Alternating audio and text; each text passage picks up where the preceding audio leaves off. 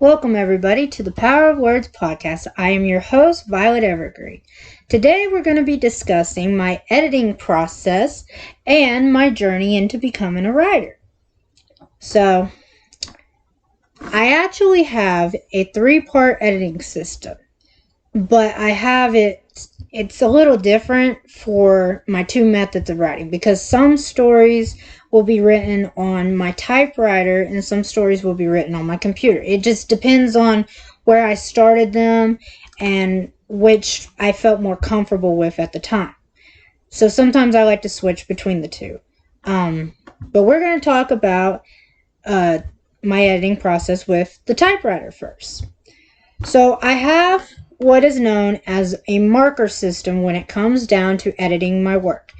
Now, the piece I had started editing before I started writing my debut novel has not gotten fully edited yet. It's only gotten partially, and the marker system wasn't totally in place when I started it. But for the system, I use an orange marker, I have a pink, a green, a yellow, and a blue. These 5 markers, I separate them into different categories for my individual writing.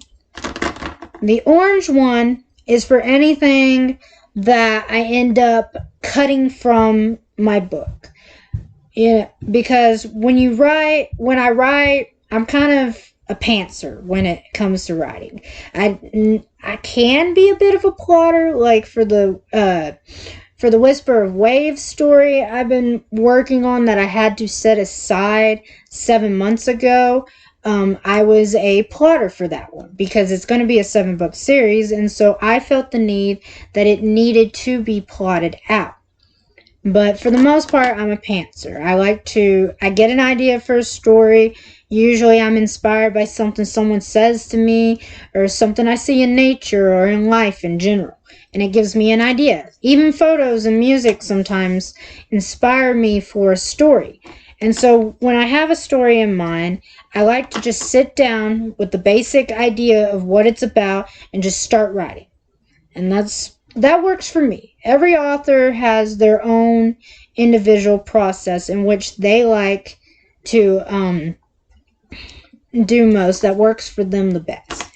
But for me, it's the marker system and the 3-part editing. So I'm going to start with explaining what the marker system is. So whenever I edit, the orange marker is used for any scenes that just get cut out. Because, when you pants your way through a story, there's going to be a lot of things you cut out because you're like, or things that you cut out in the revision hell because you're like, man, this seemed like a good idea at the start, but now it just feels cheesy and corny and it just doesn't fit in. And not to say that it totally gets forgotten. At the end of the day, I'm going to take all of my deleted scenes from my stories and they're going to end up in a junk folder, just a full junk folder of deleted scenes that could possibly be good in a different story, because I like to recycle things like that. It's never good to abandon the idea, because you could even if you don't reuse it, you could get inspiration from it. And that's why I like to set it aside and just have it there for security in the case that I get an idea from it. So the orange marker in the marker system is for any scenes that get completely cut out or deleted. So deleted scenes is your orange. Now, when writing and editing, you're going to find a lot of repeated words. Whether that's like he, she, they, them, is, and, but. Some people have words that they like to use a little too much in their writing. And I like to be consistent. If the word fits and I can't think of another word that means the same thing, but it's spelled different and said differently, then I'll leave a word. Like if I want to use the word but, if I can't find anything that sounds good to replace it with, like before, but, before, and, all of those, then I'll leave the word but in there because to me that fits best for that spot. But in writing, you're going to find a lot of repeated words that just don't make sense, and you don't realize it until after you finish your story and you're going through editing and you're reading your book and you're like, wait a second, this don't make sense. So I've actually got 2 markers for the marker system that go along with repeating words, and that's the pink marker and the green marker. Now I have 2 because you find a lot of repeated words that might get confusing. So for me, and I haven't completely worked out the entire marker system yet because I'm still working on my debut novel, and the novel I started editing with before I wrote it, I had set aside from the editing process.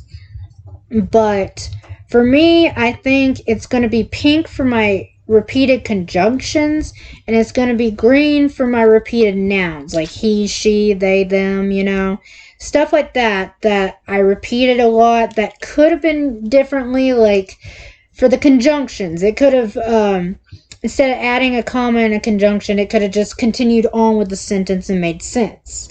And for nouns like he, she, they, them, I could have used their name, or named off the entire group, and it would have sounded better. Stuff like that. So your pink and your green markers are for your repeating words that you find in your book. Now, to keep it not so confusing, I also have 2 other markers in the marker system that is just for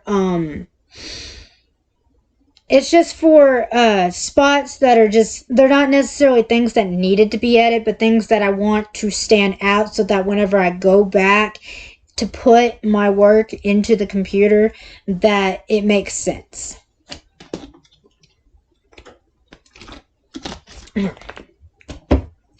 So for these words, we have yellow marker for speech segments. So anywhere that a character starts to talk, or whether they're talking to themselves or they're talking to someone else, any spot in my stories that has quotation marks showing that someone is speaking out loud will be highlighted in yellow so that I can tell them apart from the rest of the story.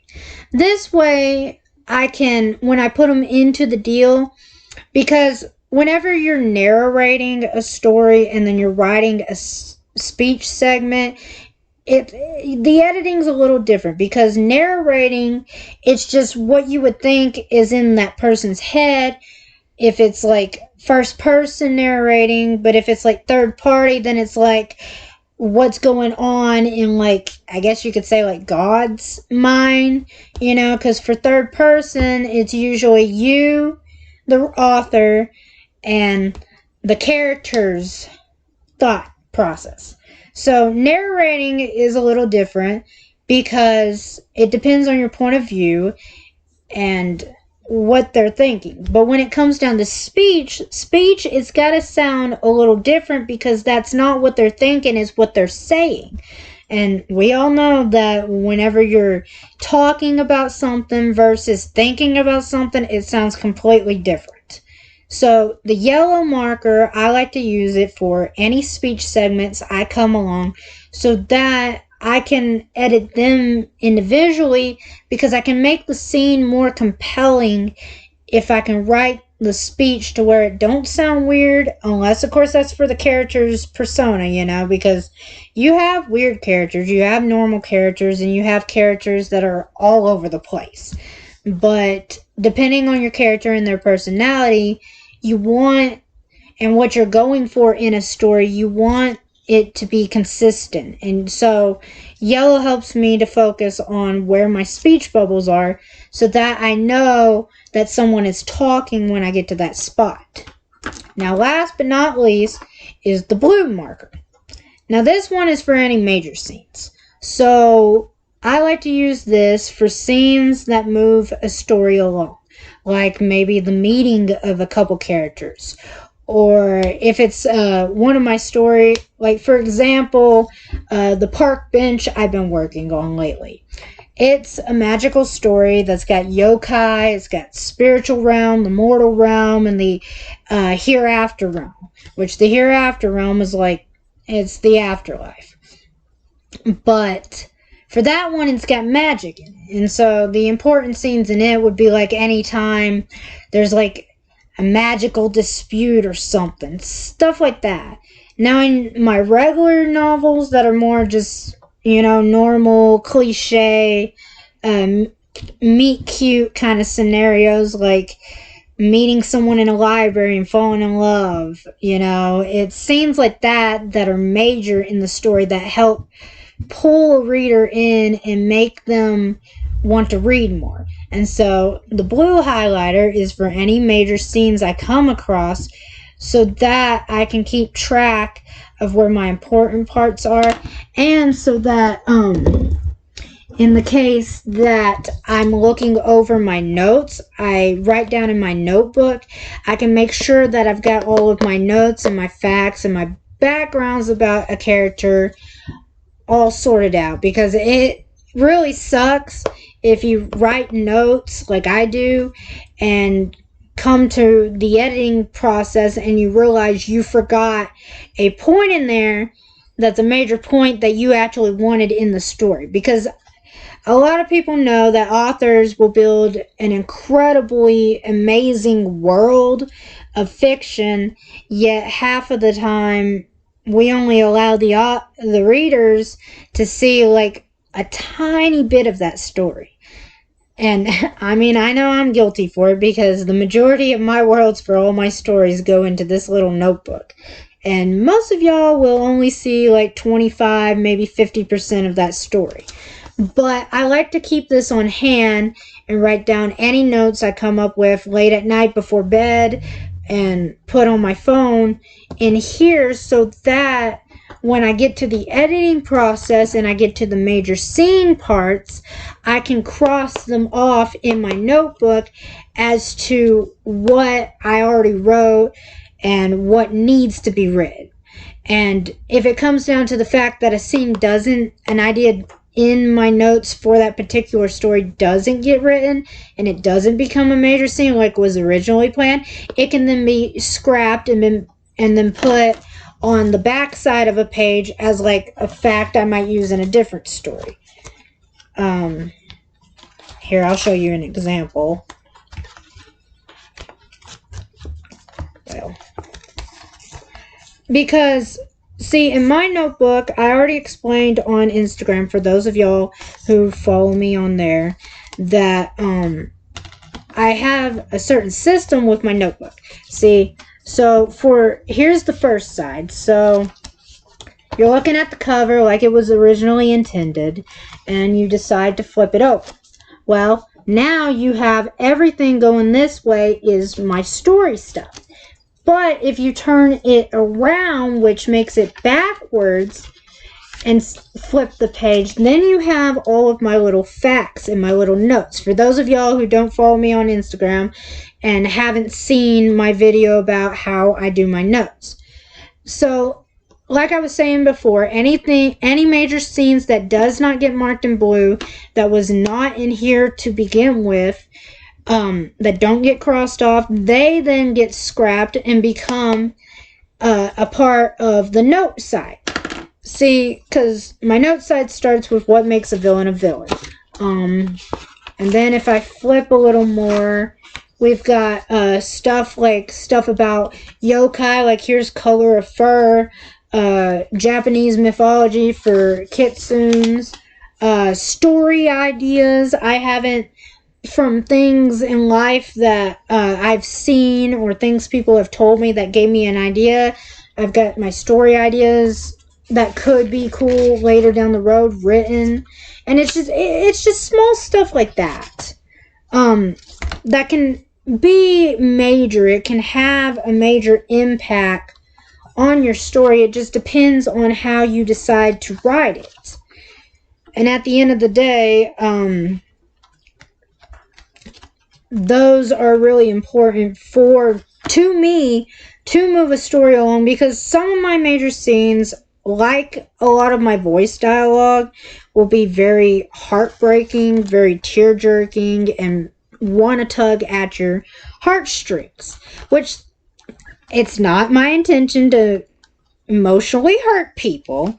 But to me, I've always thought that when reading a book that it was more enjoyable for me, and now this might not be for everybody, but it was more enjoyable for me to read a book that actually made me feel things, that tugged on my heart, made me laugh with the characters, made me cry with the characters, made me smile when the characters smiled. To me, it felt like a really good book, and this might be a biased statement on my part, but I enjoy books that make me feel things, because then I feel like I'm living in the author's character's shoes. And to me, that's what makes a story really good and really compelling. And so that's why I add in major scenes.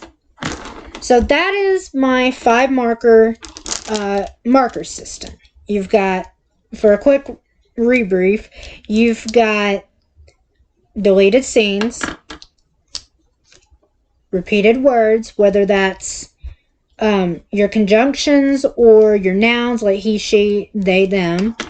You've got speech segments or speech bubbles, you could say, where a character is talking. And then you've got your major scenes that really tie the story together, along with all of the goofy and flirty and awkward and shy parts of your story. And that is the marker system. Now, to talk more. It's one thing to talk about a system rather than show people what your system is about. So, here's the last page I was working on the pages between you and me. And I haven't spoke of this story in a while because I started editing it and I got really burned out. And that's why I came up with the marker system, so that I wouldn't be so burned out, because I was trying, see, this story was typed on the typewriter, and in order to get it to the computer, instead of having my page propped on the computer and just typing away as I look at the words, I have a method where you can actually scan your page on Google Docs and it will show up on your drive, and you can click the 3 dots on the side and open it with Docs, and it'll make it to where you can edit the words. Now, I'll probably show how I did that in a video later down the road, possibly a short video on Instagram later this month. But I actually was really happy to find out about that, because I was literally about to start just typing away, and that would have been a headache. But yeah, so as you can see, this was the early stages of the marker scene, and I've got a little bit of yellow on there if you can see it, which at the time the yellow just told me where I stopped for the day, so that whenever I started editing on my screen, I knew where I was at. But the orange is for deleted scenes. Now, this is the stack of the book that has not been edited. The stack of the book that has been edited is right here. And as you can see, I go through and I went through with black ink with the start to show my rewrites, which that's also getting a change. Instead of doing black ink, I'm going to start writing it with red ink, because I come to find out that Google gets very confused with all of my little black ink spots. So instead of using whiteout and everything like that, I'm just going to cross out words in black, and I'm going to white them out, and I'm going to write in red. And the red is going to show what I changed in the story. But as you can see, this first page had a lot of major changes in it done. There wasn't much change to the second page. Let me, here. So here's a good example of my 4th page, which this one, okay, so page 5 did not get cut a lot. But here's a good example of what I mean by deleted scenes. Revision hell is called revision hell for a reason, because it's extremely painful to write a story that's like so many pages. Like this story is 26 pages or 26 and a half pages. And so, but that's before I add any of the formatting to make it into a book or make it ready to be a book. So before I add all the formatting stuff, you know, like double spacing and everything, this book is already at 26 and a half pages. Which once I get done with the editing, because this one's still in its first phase of editing, which goes through the marker system, it'll be a lot longer, I'm sure. But as you can see, this whole section of dialogue was deleted. Okay, so I go through my story first with the red pen. I'm going to go through my story first with the red pen, and I'm going to start doing rewrites with it in the whiteout. And everything that I read that I'm like, you know what, hey, this would sound better, I'm going to write in red. And that is the first step in my edit. This happens for typewriter and the computer. So the first edit is where I just pants my way through the story with a red marker. Now, this is obviously not a red marker, but or red pen, but this is a good enough example for now. But I pants my way through with a red pen and whiteout, and I'll just sit there and I'll read the story through once. I'll read it once through, and as I'm reading, I white out and I edit in words. And that's what the first edit of my 3-edit method starts with. Now, as you can see, this one, since I'm just now coming up with my system and perfecting it a little more, now that I'm getting a little better with my method to keep my time steady so that I finish these books, this one would appear to be in the second edit, which the second edit runs through the marker system.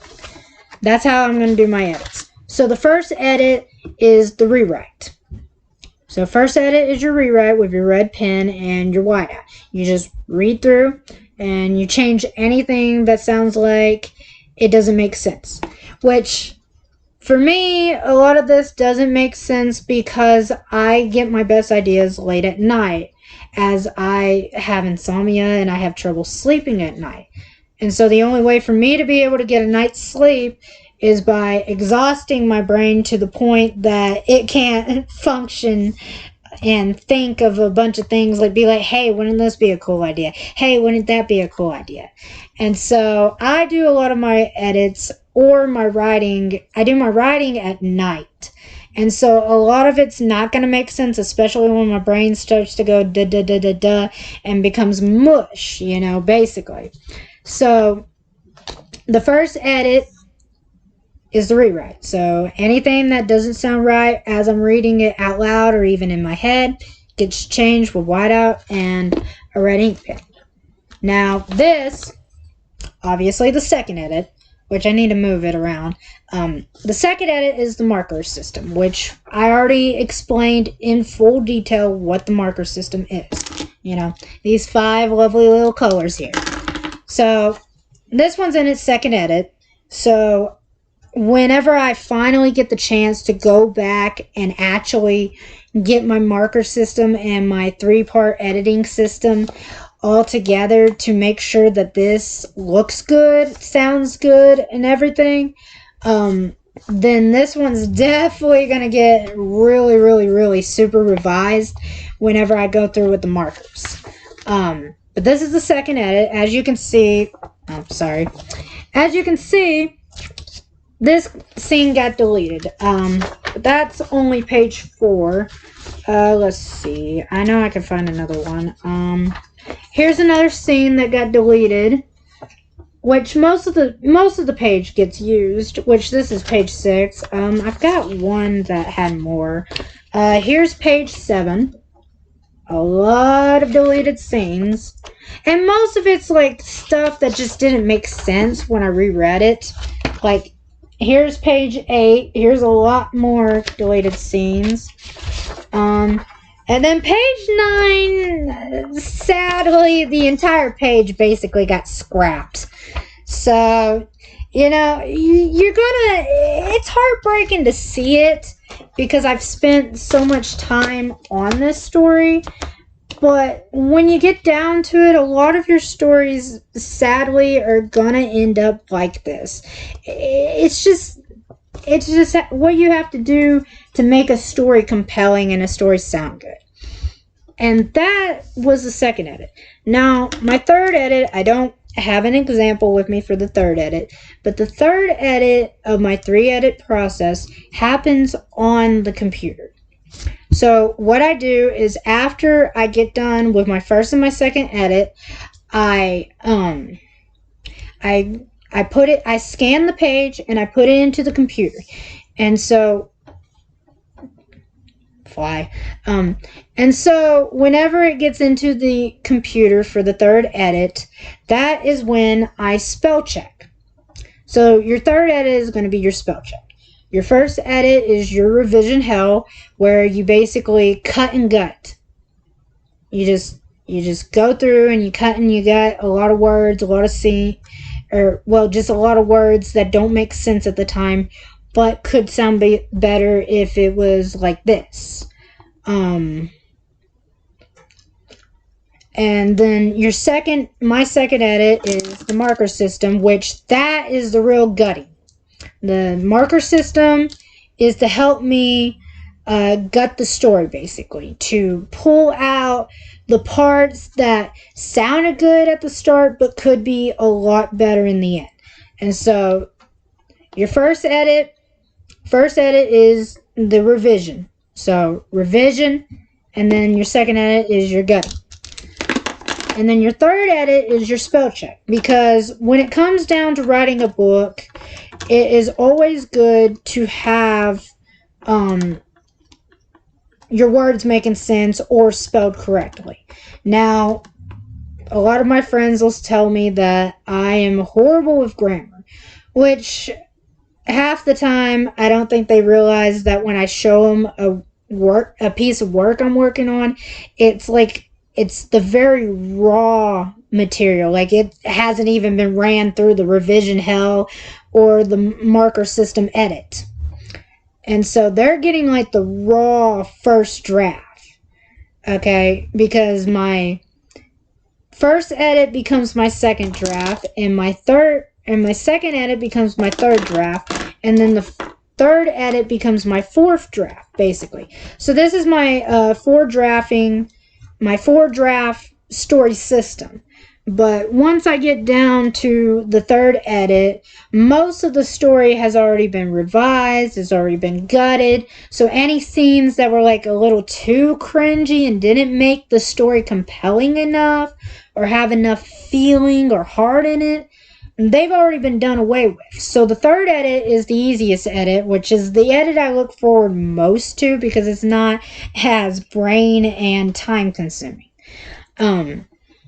And that's just because it's simply you just edit out any of your grammar, things that look bad. And then once I get down to that, I print out one final copy that then gets transported into my binder. Now, don't mind the blank front. I'm still working out the binder system too.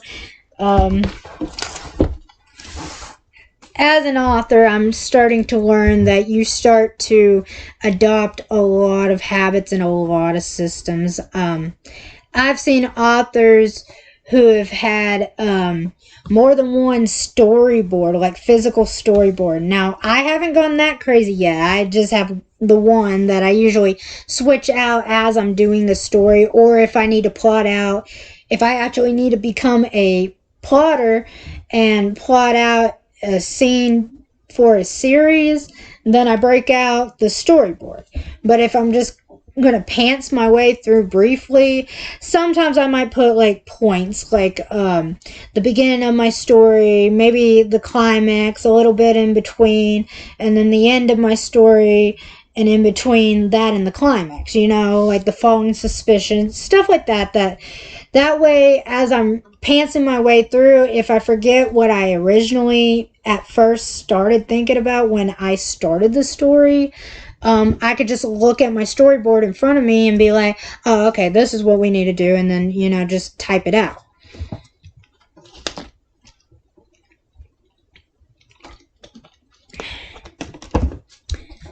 But being an author, it's got its ups and downs, but I gotta say, losing your mind mentally and feeling like you're going crazy just because you start talking to yourself, start pacing around the room, which I'm not saying every author does this. Most of them do. I know I do because I'm a little crazy and a little passionate when it comes to writing.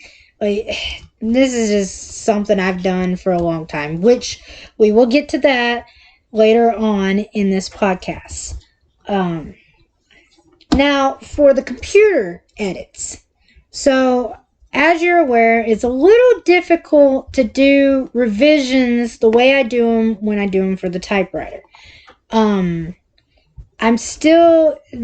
edit for that is still to be discussed.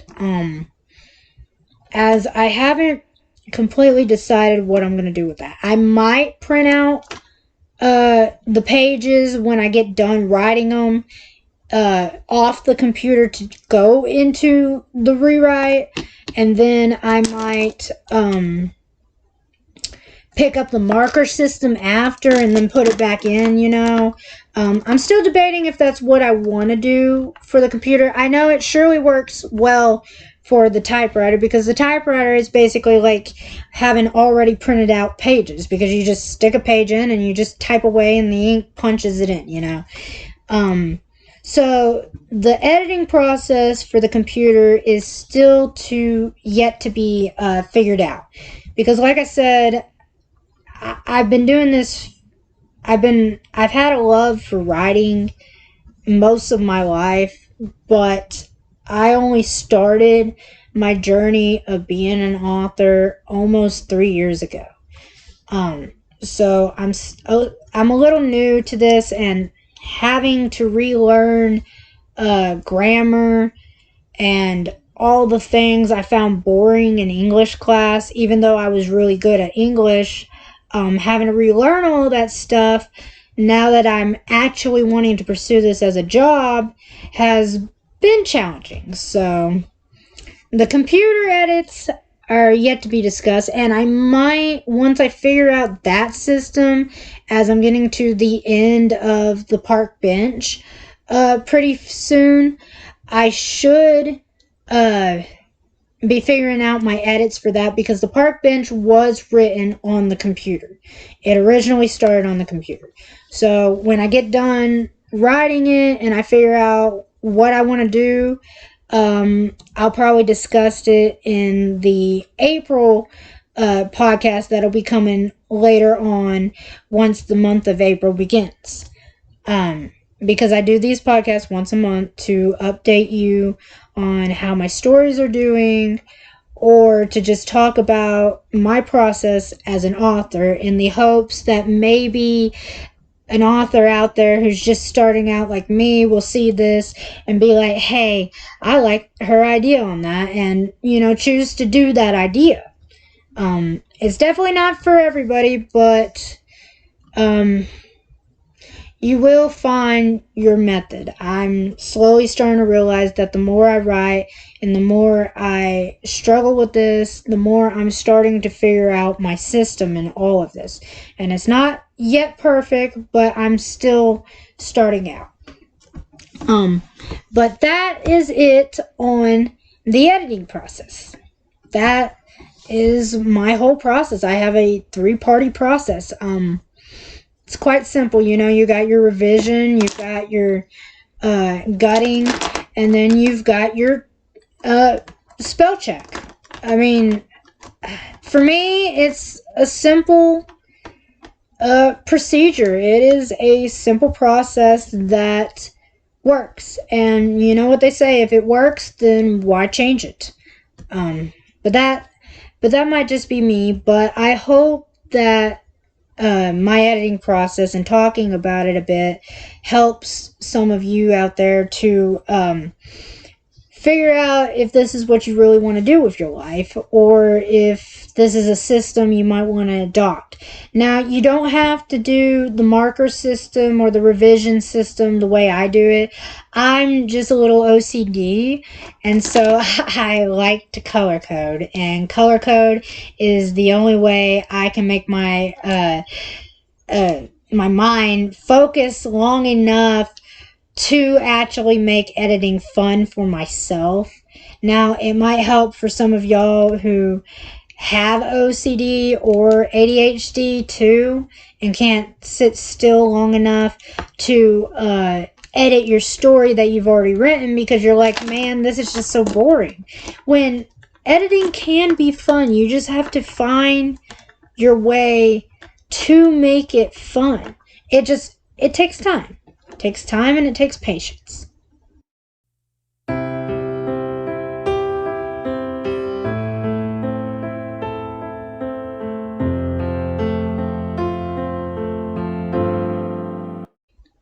Welcome back after the break. Here I will now be talking about my writing journey. Now, I did put a trigger warning up for the start of this part, because the way I came to realize that I wanted to spend my life writing was a hard choice to come by. And it's not a very happy story.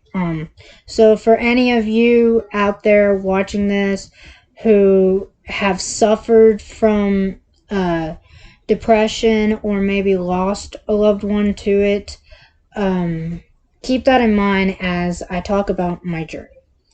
So, I briefly mentioned how I became a writer, or how I decided that this was what I wanted to do on February 10th on Instagram. So if you haven't checked out my Instagram, please do. This is what it looks like, and I will put a link below to it for those of you who don't follow me yet, because Instagram is where I update weekly, even daily at times. I update reels with music that I think fits my characters or fits the part of the story I'm talking about. I even do a little contest on my story from time to time, asking you, the readers, what you would like to see in my stories. Because to me, I write my stories for nobody but myself. I write them with the mind that this is a story I came up with, yes, but I want to know how it ends, you know? Just because I'm an author and I'm the one writing the story doesn't mean I know how it ends. I mean, you don't know completely how a story ends until you get to the end of the story. So, first of all, I write my stories for myself over anyone else.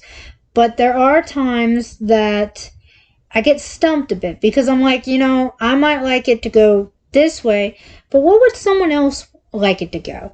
And so I like to give my audience a little bit of a choice on whether or not they want to read my book one day. So if you haven't checked out my Instagram yet, please do. The video where I talk briefly in the description about my journey is also linked in there. But for those of you who don't follow me and have not heard my story, this is my story of how I decided I wanted to write for a living. So, my dream job was not always writing. My dream job was actually to be a veterinarian, or even a veterinarian assistant when I was little, because I've always had a love and a passion for animals. But animals aren't my only passion in life. I love photography, I love videography, I used to run around my yard, even my neighborhood, with a camera in hand, always taking pictures of things I thought were just so beautiful. And even now, I like to take pictures of things that are beautiful, like fires or sunsets, or even my dog. Um, but I also love writing and I love reading. All my friends could tell you that I am the biggest book nerd they have ever met. In high school, I didn't really engage myself much, and I regret a little bit that I did not engage myself in school much because my years after high school, and it's been about 3 years now since I graduated, I just, I don't know, I just felt lost. I felt like I was just floating in between worlds at the time. Like I was at home, I went to school, and then I came back home, you know? I was going through the motions in high school. And I suffered from a bit of depression in my middle school years to the point where I just was tired of life. But I asked myself, I was like, who would miss me? And I had an idea of a lot of people who would miss me, and I realized I was being selfish. And so I turned away from that train of thought. Now, I won't say I'm an optimist in any way possible because if you only look for the good in people or look for the good in life, then you miss out the bad things that you need to be aware of to keep yourself safe. And so I don't always like to look on the bright side when it's not necessary, but I won't say I'm a negative Nancy or a Debbie Downer, you know. No offense to you if that's your name in real life. I love those names. They're beautiful names. But it's just, it can be hard. And losing someone to it is even harder. I've lost a friend or two because of it before. And who's to say that I might not lose someone else? But I don't want to talk all that sad and sorrow, oh pitiful me stuff. I started dreaming of being a vet, and I got to high school with my passion for animals and my love to want to help them still burning a hole inside my chest. But I was told by some of my teachers, when it came down to thinking about the future and what I wanted to be and where I needed to go or what classes I needed to take next to ensure that I could get there one day, even when I go to college, it discouraged me. It discouraged me a lot because it made me feel as if I wasn't smart enough or I didn't have the brains to do the hard math and stuff that it takes to be a veterinarian. And so I got discouraged, and I guess my depression tried to come back a bit. I mean, I won't say that you can totally lose depression, and a lot of people might argue with me about this, but some people believe that depression is a disease. And for the most part, for some people, it can be. To me, I feel that it's just a strong emotion, so strong that sometimes you just can't break yourself away from it. Like when you're sad about someone passing away that you're really close to. You grieve for a long time. Even if you don't cry anymore and people think you're happy, you might still be grieving for a very long time. And when I got discouraged from my first dream of being a veterinarian, I felt lost in the world. And so I just spent my days of high school with my nose in a book because I wanted to escape the reality. I wanted to escape my world and the sad truth of a reality I was taught about.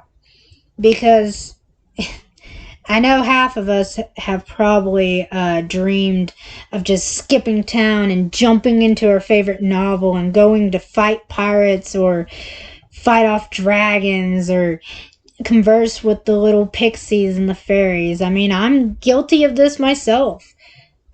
Because a world full of magic and love even if there is bad guys like there is in our reality, sounds exciting and enticing because in those stories the bad guy never wins. And it's sad because when you look at reality, the bad guy sometimes gets away with it. But when it comes down to a book, the bad guy never gets away with it. The bad guy never wins, or he changes his ways and he becomes good. And he starts to see the good in people that he did not see before. But I'm getting off track here a bit. But yeah, I felt discouraged in high school, and I felt that I just did not have the brains to be a veterinarian or even a veterinarian assistant. And it wasn't just the teachers or the classes that made me feel that way. It was also the fact that it takes 9 years to learn to be a veterinarian.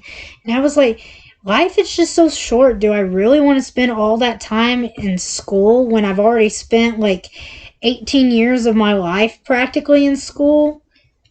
I mean, give or take, you can't start preschool until you're like 5, but that's besides the point. We spend like a small moment of our life just stuck in school and not really having the time to explore what we like or what we need to learn.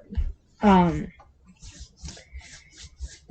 so it's hard. It can be hard at times. But I got discouraged, and so I decided to set that dream aside. And I didn't know what I was looking for in life. I walked through the halls to get to my class as fast as I could so that I could learn what the lesson was for the day, finish it as soon as I could, and then I'd have my nose stuck in a book because I was ready to escape, or the book was at a good point and I was like, I want to be there with the characters for that spot. And so I spent most of high school reading, and I didn't really retain much of the information they tried to teach me because I felt like there was no hope for me because I didn't have a dream to grab onto. But I mean, a lot of people go through life not knowing what they want to do, and some of them don't find out what they want to do until like way later in the future. But I started to pray for a sign that things could get better, and that's when I met my ex-fiance.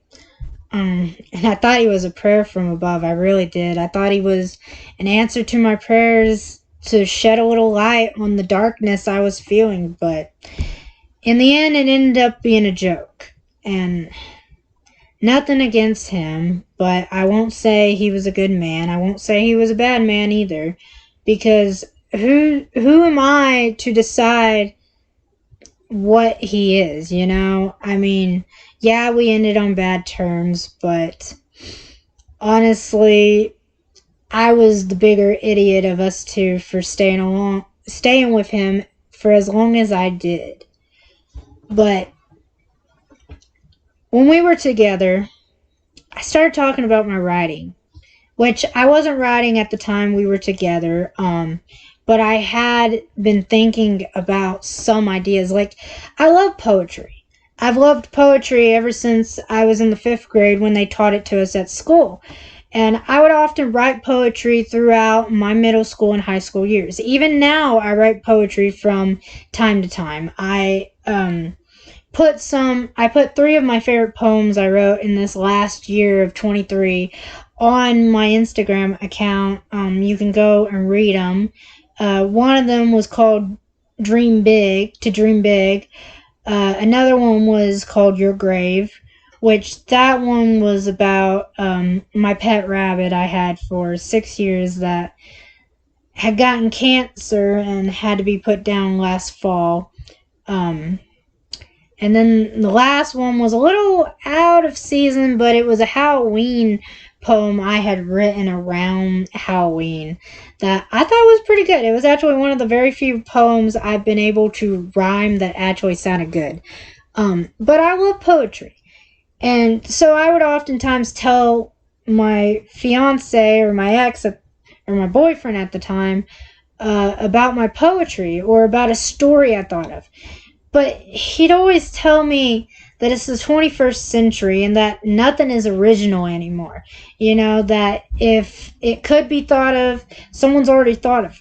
And I hate to disagree with him, but that's not true. I have talked to and I have met so many brilliant and amazing authors out there who aren't even published yet.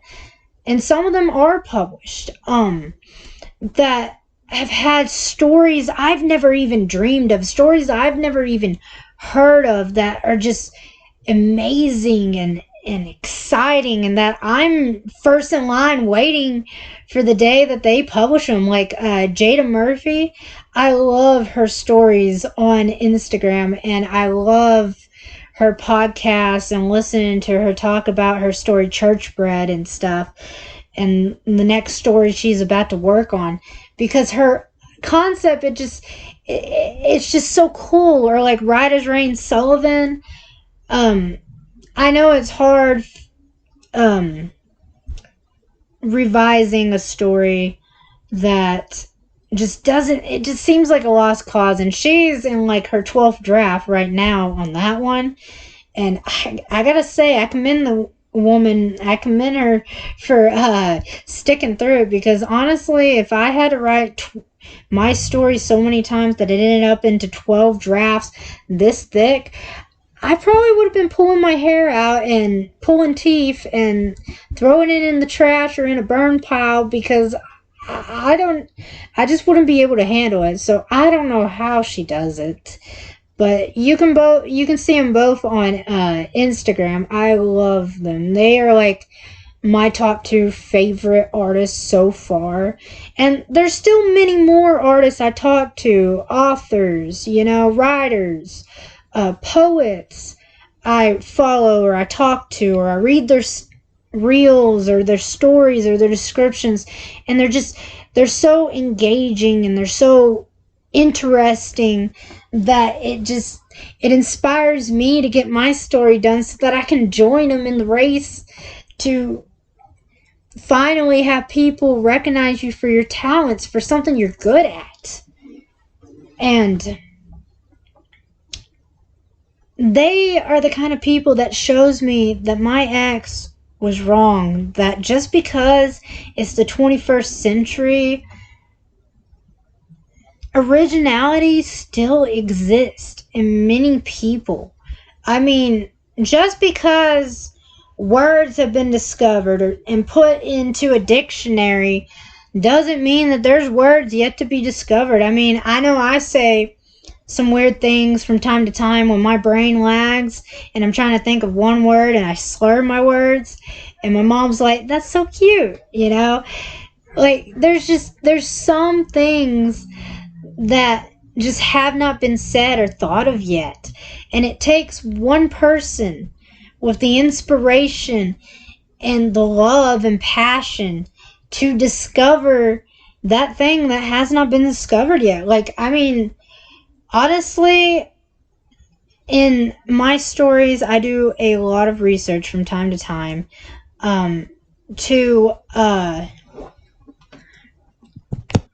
so that I can keep facts in my stories. I might write fantasy and I might write fiction, but I'm a history nerd too, and I love learning about history or learning about folklore or cultures and whatnot. They're just so interesting to me. Like the things that people have thought up of, or the legends they have created just because, someone might have been drunk one night and seen something and it wasn't what it actually looked like, And so I do a lot of research for my stories, and I know there's a lot of authors out there who does it as well, because we want our stories to be engaging. We want them to be challenging, but sometimes I add a little bit of a twist to my stories.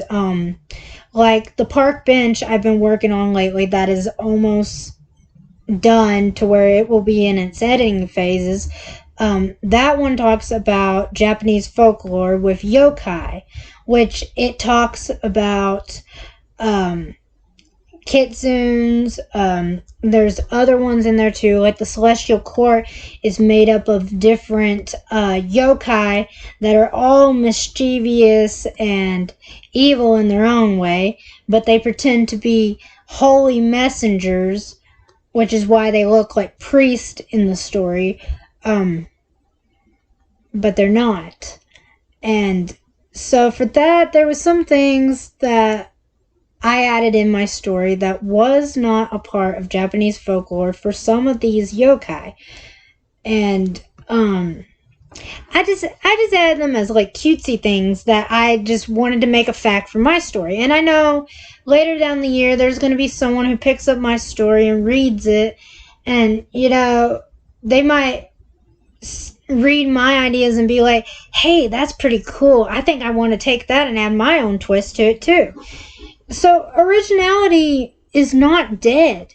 It lives and it breathes in every last one of us. You just have to be brave enough to discover what your mind can think of sometimes. But to continue, so the way my journey started, I would have to take you all the way back to when I was 6 years old. So imagine me, 6-year-old little girl, who hasn't been wronged by the world, who sees the joy in everything around her, who sees the beauty in God's green earth. And I used to love writing stories, silly little stories. I had a phase in the second grade once where I was just absolutely obsessed with platypuses. I don't know why. Don't ask me why. I don't know. To me, they were just cute, and I still think they're adorable. Even if the males do have a poisonous barb that could paralyze you and possibly kill you, I still find them cute. But back then, I was really into Phineas and Ferb, and that was one of the kids' shows my mom grew up with, too. So when it started showing more on TV right before I went to school in the second grade, I would wake up and I would watch Phineas and Ferb. Which you all know that Phineas and Ferb has a platypus named Perry on it. And I was just so obsessed with platypuses. And honestly, Phineas and Ferb was probably why I ended up drawing my platypuses blue with orange feet, even though they're not.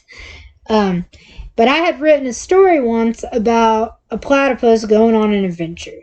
He was scuba diving in the deep sea. He was traveling the jungle, crossed the desert to get to a certain point. Now, it's been many years since I've seen that story, and I'm sure my mom has a hold of it nowadays, but it was one of the very first stories I wrote, and I actually shared it with my class because my teacher in the second grade was a wonderful older woman, and I just absolutely loved her class. She'd let me get away with presenting my songs I'd write, or my stories, or even doing little ditsies I had made up from books I had read. It was just a fun class, and honestly, I think that was one of the very first positive influences I had when it came to writing.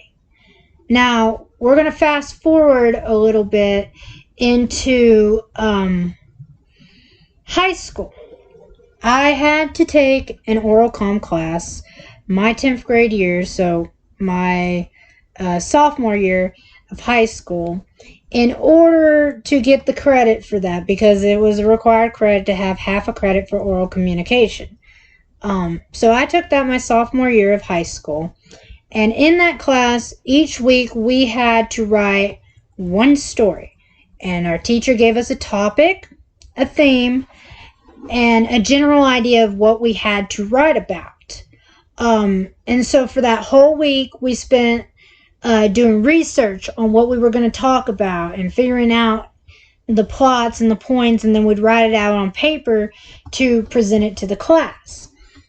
Now, in that class, this was when I got introduced into my second positive influence, which was when I had gotten done presenting one of my pieces of work to the class. Now, I have severe stage fright. I know it's kind of odd to think about, considering I used to be so forward and excited to share my stories at like 8 years old, but somewhere along the lines between then and the 15-year-old I was at the time, I developed stage fright really bad, and I'd get really nervous about sharing my stuff with my friends and family, which it probably had to do something with my anxiety, which had gotten a lot worse in high school, but is now starting to calm down these days. But I was very nervous, so I'd always be shaking. I'd feel like my voice was cracking or like I was sweating too much talking. But this was one of my second positive influences. I got up there and I did my speech. I made eye contact with the class for the most of it because it was required to get a good grade on your assignment to make eye contact with the class for an extended period of time. And as I got done telling my story, and I stepped down from the podium, and I took my paper and I walked back and I sat down in my seat, and the next person got up. The girl sitting next to me she bent over and told me that my story was really good, and she asked me if I ever thought about being a writer. And I told her no, I never really did, and I didn't think my work was really all that good. But she said, "Are you kidding me? You've got a way with words. Like, you really are good with your words." Which is ironic, and a lot of people find it ironic considering that I'm a writer, because they think that being a writer means you're good with words, means you're good with talking to people, and I am horrible with talking to people. I freeze up, or I get so nervous when everybody just stops talking that I over talk. Like, I just talk to the point to fill the silence because a silent room just kills my anxiety. Like, when I'm left alone and my dad's not here to bug me, I have music playing throughout the house all day long because I can't sit still with silence. It creeps me out. It gives me the heebie-jeebies. I don't know if a lot of you can relate to that, but I know I, for one, can't change that habit. But anyways, she told me that I was really good with words, and that was one of my second positive influences. Now, when my ex had told me that there was no originality in this world left to be had, it really discouraged me from writing, and I stopped writing for a while after that. But then, whenever we broke up, I got really depressed. So depressed to the point where I didn't feel anything anymore. I just felt numb all the time, and I'd sit outside and I'd just watch the clouds passed by with a blank stare, as there was nothing on my mind to be had. Honestly, I think that was kind of my body's response, like its fight or flight response at the moment, to protect my feelings, because I was very upset. It might not have been a great relationship, but every relationship has their ups and downs.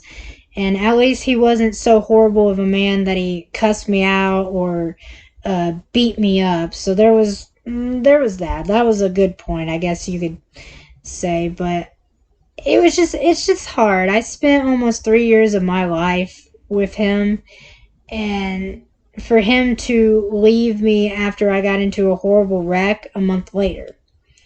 And so it was just, that year was just awful, and I just had a lot on my mind. But I got depressed to the point where I didn't feel anything. I just sat there staring off into space. Or I'd start thinking about the relationship and get sad, so overwhelmingly sad that I'd start stress eating. And I actually ended up stress eating to the point where I actually made myself sick, like physically sick. And that's when I realized, I'm like, I gotta snap out of this. Like, this ain't healthy. This isn't a healthy habit. And I've got to do something different because I could see that it was also worrying my grandmother I was living with at the time. And so I started walking. I started going for walks around the neighborhood. And honestly, when I started going for walks, it started to clear my head a little bit. And when my head started to get clearer, I started to get inspiration from the outside world or things I'd see on my walks or the interactions I'd have that inspired me to write stories. And so, as a healthy outlet, I started writing to take my mind off of how I was feeling. Which I've mentioned before that I had written a story and I actually finished it. My first story I ever finished, which was The Cursed Ones, which I have said numerous times is one of those stories that will never see the light of day because it was a vent writing. It was a writing to get my mind off of my ex and to put myself into another world of my own creation that just it just helped my train of thought better. um and it's hard because I felt so shattered. Like, when my wreck happened, I thought I was going to lose my grandmother because it was such a horrible wreck, but we somehow both made it out by a miracle without hardly any scratches and whatnot. But I do have a little bit of long-term pain from it, as I got really bad whiplash from the wreck and actually slammed into my door on my right side. So my right side sometimes messes up, but it's nothing that I can't bear with for the most part. And my grandmother, she's still living and she's well-ish. I mean, she's old, so problems arise apart from that. But it was a hard time for me because the wreck happened and I could barely get a hold of my boyfriend at the time. And so I had to call my friend just so she could call him so he would call me at last. And he said he didn't even sound like he was really all that shooken up or whatnot. And it hurt. I know he cared and I know he was worried about me. But he never made an attempt to come and visit me at my home when I was healing. I mean, the day after the wreck, I was so sore that my little sister had to help me out of bed, help me off the couch, help me get up to go anywhere in the house because I could walk just fine, but my muscles were screaming and so sore that I couldn't move a muscle hardly when I was on my back or I was sitting down. Like, that's how bad it was. And I was like that for 3 days. So I was basically crippled up for 3 days. And he never really came to see me. And then all of a sudden he broke up with me. One night, like, I think it was about a month after. And it was hard. It was really hard because it's like I've spent 3 years with him. I just went through a wreck and I really, really needed him to be there for me, and he just left. So it felt like I was abandoned, and that really shattered me. And that's probably why I ended up being so numb to everything around me to the point that I just didn't have a thought in my head.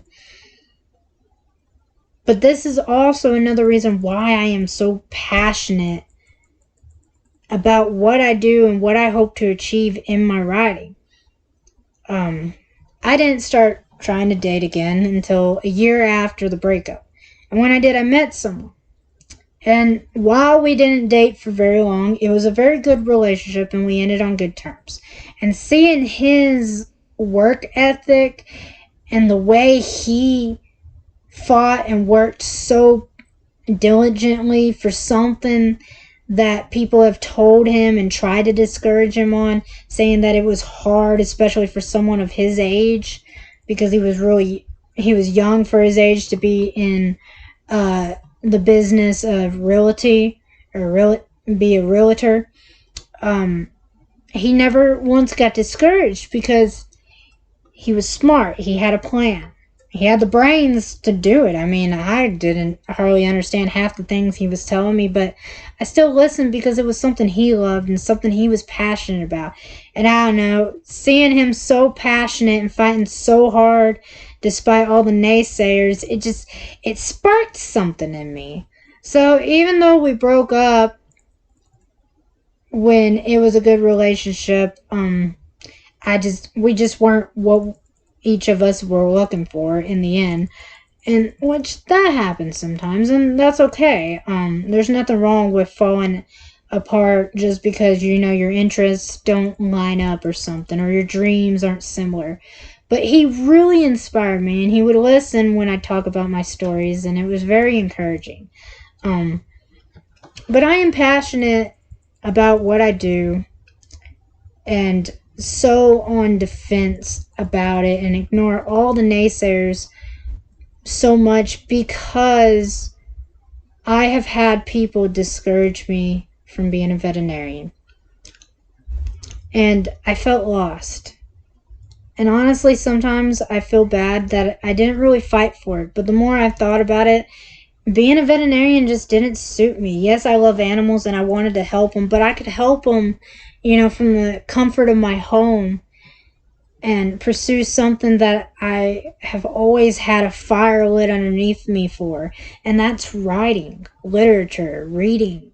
It's something I absolutely love to do, and what I hope to achieve with my writing is to express feelings. As a lot of you already are aware, I am a tragic romance novelist. I write tragic romance because, to me, with my experience in romance, a little tragedy and trauma for my characters makes the romance feel more realistic while still being a fantasy. And sometimes I give my characters a happy ending. A lot of the times it's with the ones I can relate with so much that it brings me to tears. Like with the park bench, I was writing chapter 18 a couple nights ago. Or actually, I was writing chapter 18 a week ago. And I just couldn't stop crying while writing the scene because I had my characters fight. It was like their first major fight after they started to get along. And it's like, no, my babies were just starting to get along and now they gotta fight. But, I mean, it's needed for the story to have a much, much sweeter ending. And I am looking so forward to the ending of that story because I'm not going to lie, I'm probably going to be using a whole box of tissue along with everybody else who ends up reading that story one day, because it's going to be so heartbreaking and so heartwarming at the same time that it just tries to tear your heart apart. And excuse me. And emotions are what I hope to achieve in my stories. Because to me, an emotionless story is not a very good read at all. It's not fun in the least bit, and it's just not entertaining. But anyways, that is the story of how I came to decide that I was going to become a writer. Now, before I leave, I would like to end this podcast with a few words of encouragement. So, as you can tell from this whole ordeal, I know a thing or two about how it's hard to keep at something.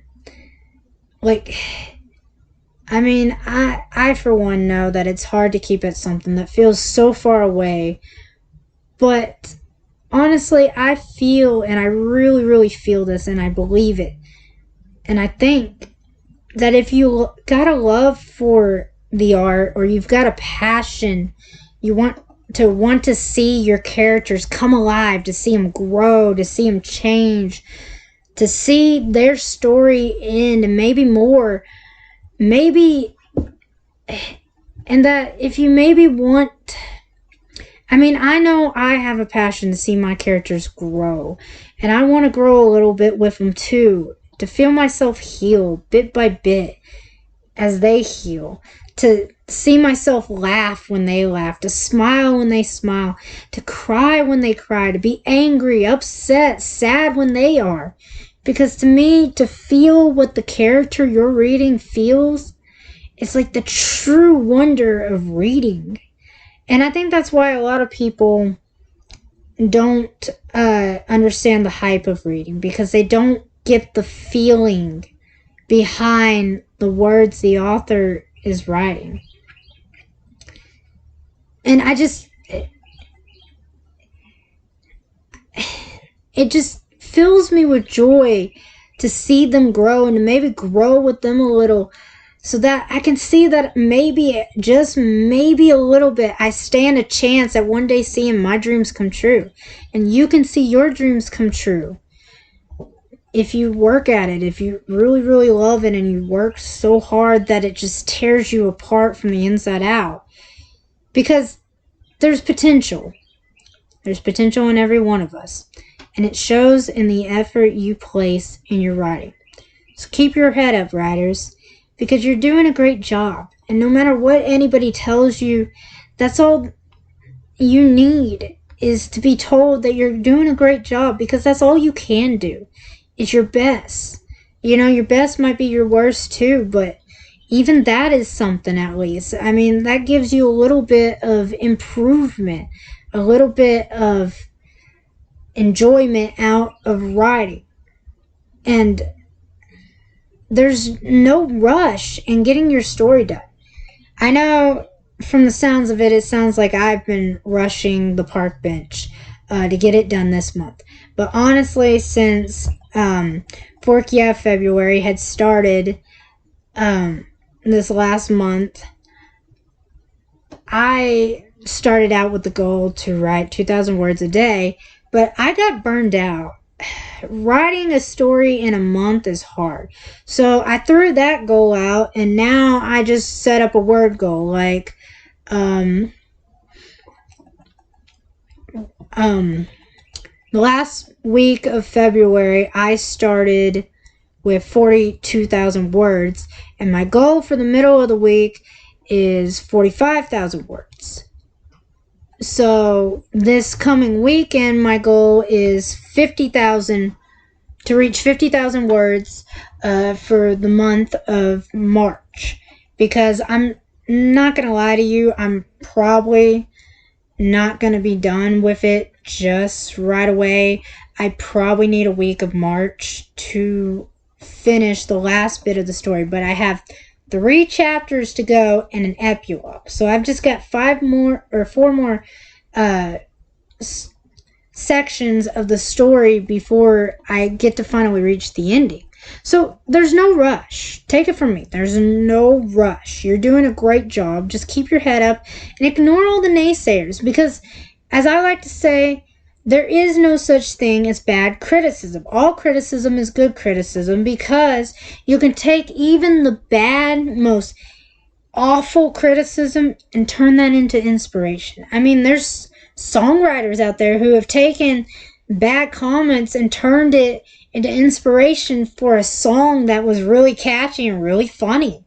So, to me, all criticism is good criticism. Even if you get your feelings hurt by someone's criticism, it's still good criticism. Definitely set some boundaries on what it is you're looking for when you do let people read your work, and warn them if it is the raw material, because if you don't warn them, then they're going to be like, oh, you spelled so many things wrong, or you made the sentence sound so weird, and it's like, I haven't even started my editing phase, you know? But everyone needs a day to rest. And to be out in the world, away from the ones we create. I mean, even I have to take a rest before I feel burned out, because Burnout to me is the worst possible thing to get for a story. Just like writer's block, it can make or break a story very badly. And I know it can make and break a story for me too. Because The Whisper of Waves was one of my very first stories I worked on. And I will be picking that back up this summer into the next year to finish the first book and hopefully start the second book of that series.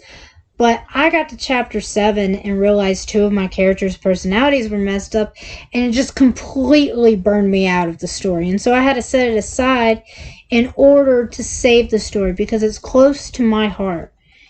And I hope it's close to everyone's heart one day. But burnout can make or break a story really bad. So try not to sweat the small stuff. And keep your head up, because writers, the only thing in this world that will help us to achieve our dreams is being there for each and every one of us. And being there to hold a hand out, to help lift each other up, because honestly, I love the writing community for the fact that there is not much competition when it comes to writing. Because it's a make or break deal. It's a 50-50 deal, you know? You either write a story that someone glances at and judges the cover and is like, I actually want to read this. Or they're like, doesn't sound like my kind of reading. They put it back, you know? So I like that aspect of writing because it leaves competition out of writing a story, because there's no competition on selling books. Like, it depends on the person who happens to come across your story and pick it up and be like, this sounds really good, and decides to read it, you know? Because there will be haters and there'll be lovers too. There will be those who create fanfics based after your story of characters that they wish had a little more screen time or a little more book time, you know? So don't sweat the small stuff, because in the end, it really is small. And being there for each other is all we can be. And I hope that this video was helpful and gave you all a lot of good insight about maybe some ideas for your editing process, or maybe some ideas to think about your journey in writing too. Because not all of us start out rough, and not all of us are born with the talent to write, but some of us end up developing the talent or the passion, just like writing, just like drawing. You know, not every artist is born with the talent to draw. Some have to really, really work hard in order to make something beautiful, even if it's only beautiful to them, because that's what a book is. A book is like art. It's might not be beautiful to other people, but it's always going to be beautiful to the person who wrote it. So, I hope you all have a good day, and happy March, and happy Easter, because I know that's coming up eventually, middle of the month. I don't know, I haven't looked at the calendar in a while. But I hope you have a happy March and a happy holidays. This is Violet Evergreen, and I hope to see you all in my other works, and my other works of fiction, and later down the road in my other podcasts as I continue my writing journey. So have a good day, have a good night, have a good evening, wherever you are in the world. And I hope you were able to draw some inspiration from this, because honestly, that's all I hope to be for other people, is an inspiration to help people realize that just because the door closes on one dream doesn't mean the door is not going to open on another. So, I'll see you all next time. Bye.